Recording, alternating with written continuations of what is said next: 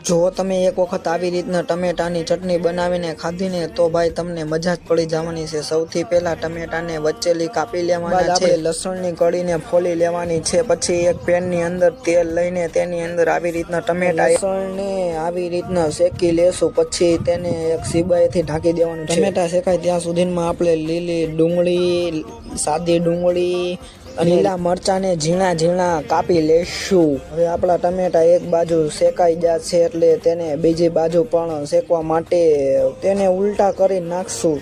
પછી તેને ઢક્કન વાંચીને 5 મિનિટ શેકી લેશું। હવે ટમેટા શેકાઈ જાય પછી તેની આપણે એક એક કરતા બધા ટમેટાની છાલ ઉતારી લેવાની છે અને પછી તેને કળસાની મદદથી આવી રીતના ચૂંદો કરી લેવાનો છે। પછી તેની અંદર એક કાપેલી ડુંગળી, કાપેલા મરચું, કાપેલી લીલી ડુંગળી એડ કરીને તેને સરખી રીતે મિક્સ કરી લેશું। આપણી ચટણી આવી રીતના થઈ જાય પછી તેને હવે વઘાર કરશું। વઘાર માટે તેલ, આખું જીરું, રાઈ, 1 ચમચી હિંગ, 1 ચણા જીરું, 1 ચમચી હળદર, સ્વાદ અનુસાર મીઠું, 1 ચમચી મરચું એડ કરીને આપણે તેનો વઘાર કરશું। વઘારને ટમેટાની ચટણીની અંદર એડ કરીશું। ત્યારબાદ તેને સરખી રીતે મિક્સ કરી લેશું એટલે આપણી ટમેટાની ચટણી બનીને રેડી।